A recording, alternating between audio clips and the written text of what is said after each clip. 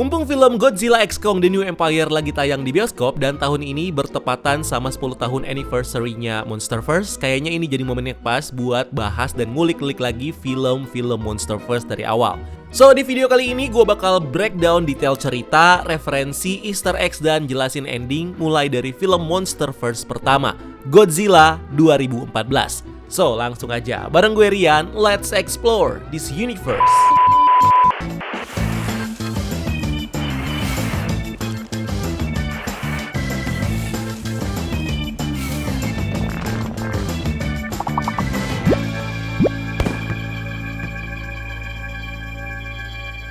Godzilla, filmnya dimulai dengan opening credit yang dipenuhi klip animasi, referensi, dan easter eggs dari dunia nyata yang diambil untuk membangun mitologi Godzilla di film ini. Dari frame pertama filmnya, kita ditunjukin beberapa gambar monster dari legenda dunia, seperti lukisan Gua Mishipeshu yang dikenal juga sebagai Great Water Lynx, salah satu makhluk air mitos dari kepercayaan Native American. Terus ada lukisan si Jasconius, si ikan raksasa dari cerita rakyat Eropa yang badannya disalah kira sebagai pulau dan daratan untuk dijadikan perkemahan. Dan ada lukisan Divas soal monster laut Cetus yang dikalahkan sama Herakles. Berdasarkan gambar dari para monster laut ini, mereka punya beberapa kesamaan, yaitu punggungnya yang berduri. So tersirat kalau dari gambar-gambar monster laut yang dibicarakan dalam mitos dan legenda ini sebenarnya terinspirasi dari penampakan Godzilla dari ratusan bahkan ribuan tahun lalu. Atau mungkin ya emang ini adalah Titan lainnya. Selain itu diperlihatkan juga artikel-artikel dari insiden asli di real world soal hilangnya atau rusaknya berbagai kapal dan kapal selam di sejarah manusia. Sekali lagi mengimplikasikan penyebabnya adalah Godzilla. Terus ada juga kata-kata yang disunting atau disembunyikan bersamaan dengan kredit nama krunya. Sebagian besar kata-kata ini juga menyembunyikan informasi penting dari report Monarch soal Godzilla dan easter eggs menarik lainnya. Misalnya, ini ada kata Walter dan White sebagai dua kata terakhir yang dicoret saat nama Bryan Cranston ditampilkan. Nah, fans series Breaking Bad pasti tahu nih kalau Walter White adalah nama karakter yang diperanin sama Bryan Cranston di seriesnya. Next ada juga kalimat yang dicoret berbunyi, apakah hewan-hewan ini nyata? Bisakah kita membuktikan bahwa mereka ada? Atau apakah mereka hanyalah manusia dengan kostum karet yang dirancang oleh penipu? Ini jelas adalah referensi buat awal franchise Godzilla dan Kaiju secara umum dari zaman dulu, yang monster-monsternya ini masih diperanin sama stuntman atau suit actor yang cuma pakai kostum berbahan karet, bukan CGI kayak film modern sekarang. Di sequence ini juga jadi pertama kalinya dalam franchise Monsterverse kita melihat logo organisasi Monarch yang desainnya dirancang untuk mewakili hubungan antara mitos dan sains. Logonya jelas merupakan huruf M, inisial dari nama organisasinya. Tapi juga ini berbentuk seperti sayap kupu-kupu yang merefer ke spesies Monarch butterfly. Opening sequence ini lalu ditutup dengan personel militer yang bersiap untuk meledakkan bom hidrogen di Bikini Atoll pada tahun 1954 dengan proyek yang disebut sebagai Castle Bravo. Ini adalah operasi samaran dari militer Amerika Serikat yang bekerja sama dengan organisasi Monarch awal-awal untuk memancing dan membunuh Godzilla. Walau di film ini cuma ditampilkan cuplikan rekaman singkat, event Castle Bravo ini diceritakan secara utuh dan lebih jelas di kejadian yang berlangsung di series Monarch Legacy of Monster. Cerita lalu berlanjut ke tahun 1999 di Filipina. Kita diperkenalkan dengan dua ilmuwan Monarch yaitu Dr. Ishiro Serizawa dan asistennya Vivian Graham. Nama karakter Serizawa sendiri adalah referensi dari nama gabungan yang diambil dari nama Ishiro Honda, sutradara film Godzilla pertama tahun 54, dan Dr. Daisuke Serizawa, karakter ilmuwan pencipta device Oxygen Destroyer yang ikut mengorbankan dirinya untuk membunuh Godzilla di filmnya. Set pakaian Serizawa di sini sendiri, mulai dari topi dan kacamata hitamnya juga merupakan sebuah referensi didasarkan pada pakaiannya Eiji Tsuburaya yang selalu dia pakai waktu masih bekerja jadi pengarah special effect untuk film-film Godzilla awal. Eiji Tsuburaya ini sendiri nantinya juga dikenal sebagai pendiri rumah produksi dan studio special effect Tsuburaya Production yang merupakan pencipta dari franchise Tokusatsu Ultraman. Nama Eiji juga sekali lagi direferensiin buat dipakai sebagai nama ayahnya Dr. Ishiro Serizawa yang dikatakan sebagai salah satu founding membernya Monarch. Anyway, Dr. Serizawa di sini menyelidiki kerangka monster mirip Godzilla di sebuah goa. Pertama kali ditemukan saat penggalian untuk tambang uranium yang membuat goanya ini runtuh. Mereka juga menemukan dua spora raksasa, yang satu nggak aktif dan yang satu lagi udah menetas. Makhluk di dalamnya ini menggali keluar goa dan membuat jejak menuju ke laut. Nah, di komik Godzilla Aftershock diceritakan siapa sosok kerangka raksasa ini dan gimana dia bisa mati dengan dua spora parasit di dalam tubuhnya. So, pada abad ke-11 sebelum Masehi, ada satu anggota dari spesies Godzilla yang disembah sama sekelompok orang Fenisia yang dipanggil sebagai Dagon. Dagon bertemu dan bertarung dengan Muto Prime atau dikenal juga sebagai Titan Jinshin Mushi alias The Earthquake Beetle. Singkat cerita, Dagon kalah dan Muto Prime menanamkan spora parasitnya ke dalam perut Dagon. Dagon bisa pulih dan kembali ke laut, tapi telur parasitnya itu lama-lama membunuh Dagon dengan perlahan-lahan. Terus-menerus menguras darahnya yang penuh dengan energi nuklir sampai akhirnya dia mati dan kerangkanya ditemukan di film ini. Karena hal ini, Godzilla dianggap sebagai yang terakhir dari spesiesnya, menunjukkan kalau spesies Godzilla ini dimusnahkan oleh Muto dan dia satu-satunya yang selamat dan belum kena parasit Muto. Tapi lore-nya ini nanti diekspand lagi di film-film selanjutnya, di mana diceritakan juga kalau spesies Godzilla terlibat dalam perang kuno melawan The Great Apes di Hollow Earth. Cerita lalu berpindah ke Jepang, di mana kita diperkenalkan sama keluarga Brody. Kita melihat Ford Brody muda bangun untuk merayakan ulang tahun ayahnya. Di kamar Ford ada sebuah poster film Jepang yang menampilkan kaiju yang sangat mirip dengan Muto. Selain itu, judul dari film di poster ini kalau ditranslate ke bahasa Inggris itu jadinya Let Them Fight, kalimat ikonik Serizawa yang diucapkan di film ini. Easter eggs lainnya di poster ini ada kaiju yang menembakkan nafas api dari mulutnya dan ada jembatan merah yang ada di backgroundnya. Isi poster ini adalah foreshadowing dari apa yang bakal terjadi di filmnya. Selain itu, ini juga jadi referensi film kaiju klasik yang merupakan origin franchise Godzilla. Berikutnya, orang tua Ford yang merupakan nuclear engineer menyelidiki aktivitas seismik yang nggak biasa di tempat kerja mereka, pembangkit listrik tenaga nuklir Janjira. Joe Brody mengirim istrinya Sandra untuk memimpin tim teknisi ke dalam reaktor, di mana getaran dahsyat itu membuat reaktornya bocor dan memaksa Joe menutup pintu reaktor sebelum Sandra dan timnya bisa melarikan diri saat pembangkitnya runtuh. Saat pembangkit Janjira kolaps, Ford Brody lagi mengikuti kelas tentang siklus kehidupan kupu-kupu. Ruang kelas Ford Brody ini juga dipenuhi dengan referensi tentang monster klasik Toho, kayak berbagai model dan gambar kupu-kupu yang merefer ke Mothra, origami burung merah yang jadi referensi ke Rodan, dan kerangka dinosaurus buat referensi Godzilla itu sendiri. Fun fact, Janjira sendiri adalah kota fiksi di universe Monsterverse, menjadikan perbedaan dunia Monsterverse ini bukan cuma punya sejarah alternatif dan monster-monster kalau dibandingkan sama real world, tapi juga ada ekspansi kota dan tempat fiksi lainnya, contohnya kayak Hollow Earth dan Axis Mundi. Juga peradaban kuno bawah laut yang menyembah Godzilla dan jadi tempat peristirahatannya Godzilla, jadi mirip kayak universe DC dan Marvel. Oke, flash forward ke 15 tahun kemudian di tahun 2014. Ford Brody udah jadi seorang perwira EOD, teknisi senjata angkatan laut Amerika yang ahli menjinakkan semua jenis persenjataan termasuk persenjataan kimia, biologi, dan nuklir. Ford udah punya keluarganya sendiri dan pulang ke San Francisco setelah dia selesai bertugas. Tapi nggak lama, dia ini harus segera berangkat lagi ke Jepang setelah dapat kabar kalau ayahnya ditahan karena masuk tanpa izin ke zona karantina Janjira. Ford harus menjemput ayahnya dari penjara dan saat mereka kembali ke apartemennya ayahnya ini, Ford memperhatikan semua artikel surat kabar dan konspirasi yang menutupi dinding ayahnya. Dan salah satu artikel itu dengan tepat menebak kalau ledakan nuklir di Bikini Atoll bukanlah uji coba nuklir biasa, tapi merupakan upaya untuk menutupi sesuatu yang jauh lebih besar. Joe merasa bersalah atas kematian istrinya karena dialah yang mengirimkan istrinya ini untuk masuk ke reaktor. Dia juga yakin kalau gempa buminya ini bukan bencana alami dan dia bertekad untuk mencari tahu penyebab kehancuran pembangkitnya. Joe lalu membujuk Ford untuk menemaninya mengambil data penting dari rumah lama mereka di daerah zona karantina. Mereka lalu sadar kalau zona karantina Janjira ternyata nggak terkontaminasi. Mereka lalu berhasil mengambil datanya. Di rumah lamanya terlihat juga sebuah terrarium dengan kepompong di dalamnya yang berlabel Mothra. Ini jelas adalah Easter eggs buat monster klasik Toho yang berbentuk ngengat, yaitu Mothra, yang nantinya juga bakal muncul di sequel film ini. Tulisan ini emang nggak langsung mengeja Mothra ya, tapi terdiri dari dua tulisan yang berbeda yang saling menempel. Yang satu Fourth Mort yang dilabel dengan selotip dan selotip itu menutupi kain lain yang berakhiran Ra dengan font dan warna berbeda. Nah, kata Ra ini kemungkinan dari stikernya Janjira. So, kotornya ruangan itu membuat labelnya ini terlihat bertuliskan Mothra. Ini adalah salah satu cara cerdik dari set desainernya buat ngasih Easter eggs nih.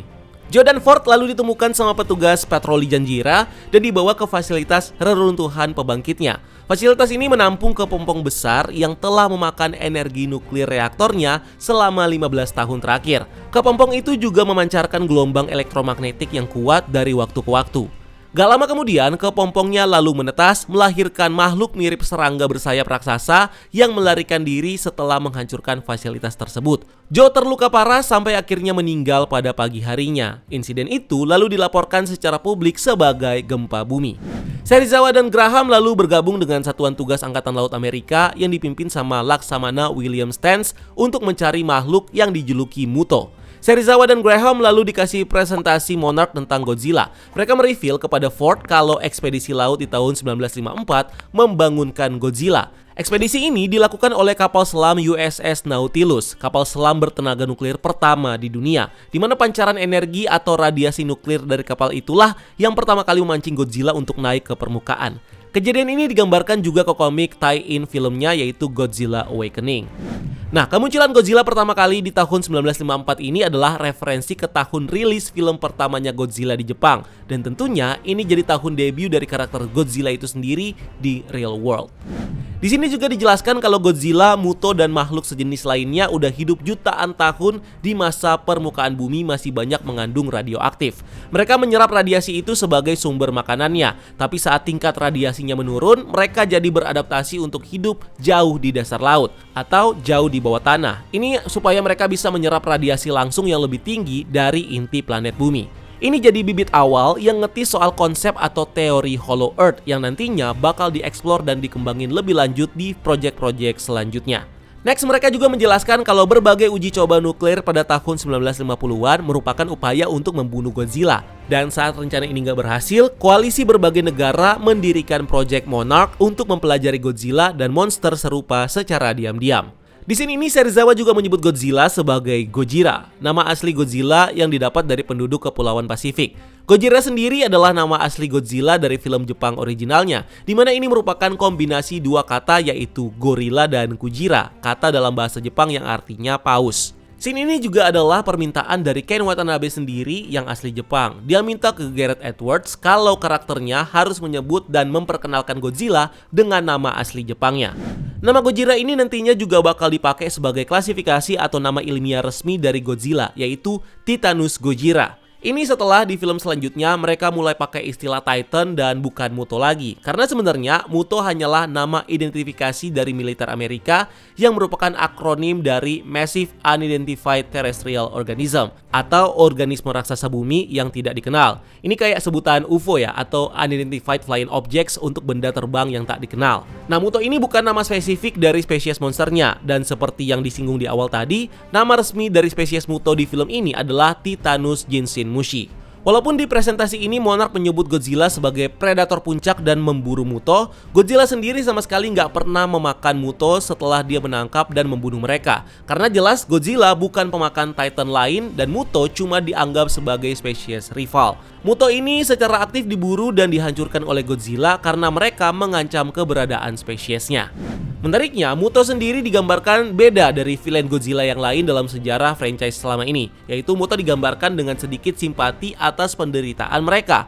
Mereka bukanlah makhluk jahat atau kejam, tapi hanya hewan yang mencoba bertahan hidup dan berkembang biak dengan insting alami mereka di dunia yang asing yang tidak bersahabat ini. Ini sebuah fakta yang ditekankan lagi dengan scene kawin antar kedua Muto dan saat Muto betina berduka atas kehancuran anak-anaknya di akhir film. Serizawa lalu menjelaskan kalau Muto inilah yang juga menyebabkan kehancuran pembangkit Janjira 15 tahun lalu. Spora yang menetas di Filipina di awal film tadi itu berenang dan menggali ke sumber tenaga nuklir terdekat di Janjira, Jepang. Dia membuat kepompong di sana untuk menyerap bahan bakar radioaktifnya untuk tumbuh dan berevolusi sampai akhirnya dia menetas bagai kupu-kupu. So, secara nggak langsung kedua orang tuanya Ford ini meninggal karena makhluk yang sama dan di lokasi yang sama. Dan inilah tema yang mau diangkat sama sutradara Gareth Edwards, yang inline dengan inkarnasi Godzilla terdahulu. Monster-monster ini digambarkan sebagai wrath of nature, alias amukan alam yang gak bisa dikendalikan sama manusia.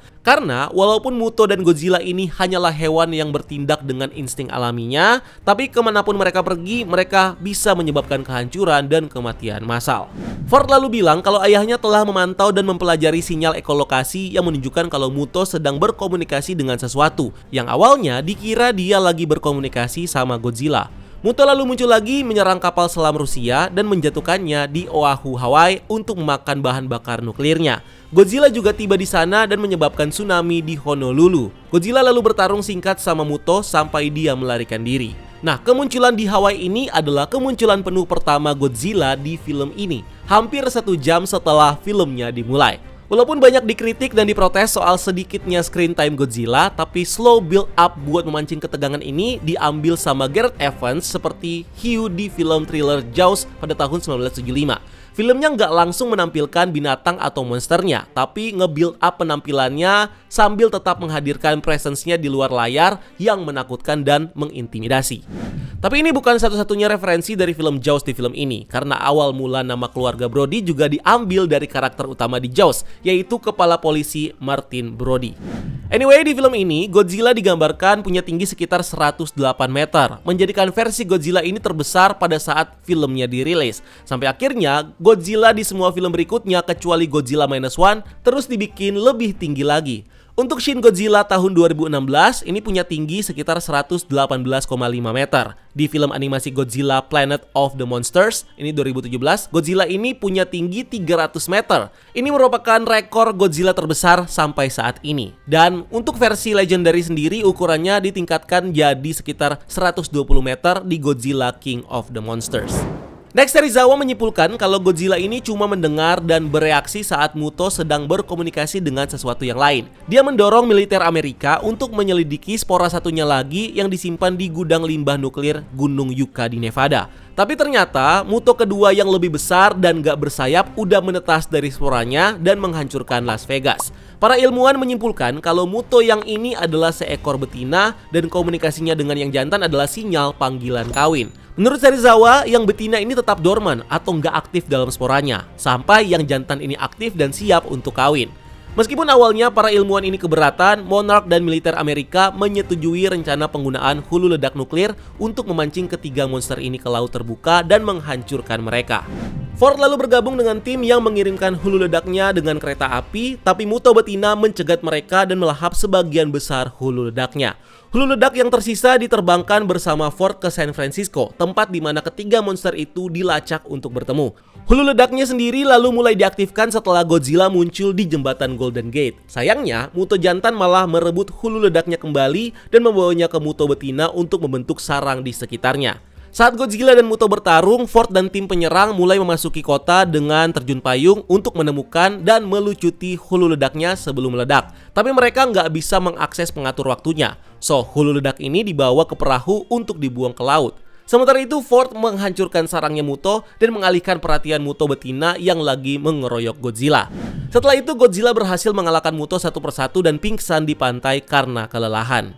Nah, nafas atom Godzilla di film ini digambarkan seperti asap panas berwarna biru yang lebih halus dan ringan. Bukan seperti sinar terkonsentrasi yang meledak-ledak seperti film Godzilla tahun 80-an sampai 2000-an dan film Monsterverse selanjutnya.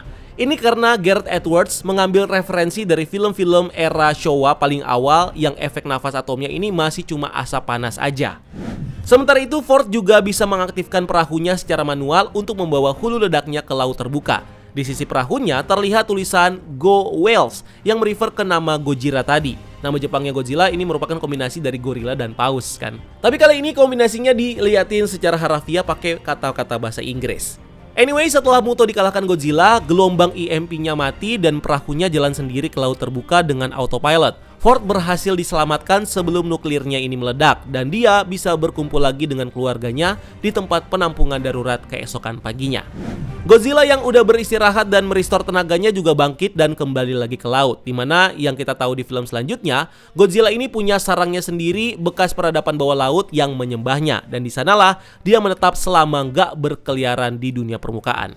Sementara itu, media juga menjulukinya sebagai King of the Monster, menyebutnya sebagai penyelamat kota mereka. King of the Monster sendiri adalah julukan klasik dan gelar publikasinya Godzilla yang pertama kali dipakai di film re-edit dan subtitle versi Amerika dari film aslinya, Godzilla King of the Monster, yang dirilis pada tahun 1956. Sekaligus ini juga jadi tease dan antisipasi buat sequel film ini, yaitu Godzilla King of the Monster di tahun 2019. Yang perlu diingat di film ini adalah pertempuran Godzilla di San Francisco ini dikenal dengan nama G-Day, Hari Teror dari Godzilla kepada warga kota. Ada yang membela Godzilla karena melindungi kota dari Muto, ada juga yang mengutuk Godzilla karena kotanya juga tetap hancur dan ada banyak korban. Nah, hari J-Day ini jadi hari yang paling penting dan akan terus disebut di film-film dan seri selanjutnya. Ibarat ini adalah hari penyerangan Loki dan Chitauri di New York kalau di MCU. So itu dia yang bisa kita breakdown dari film Godzilla 2014 ini. Karena sekarang lagi rame sama Monsterverse, kita bakal bahas terus Monsterverse film per film. So, video berikutnya kita bakal bahas film Kong Skull Island. And thank you udah nonton video ini. Jangan lupa untuk like video ini dan subscribe sebagai bentuk dukungan kalian buat channel ini. Cari kita juga di TikTok dan di Instagram karena kita juga bikin konten di sana. Dan jangan lupa lakukan satu kebaikan hari ini. See you on the next video. Gue Rian, until next time, keep exploring the multiverse.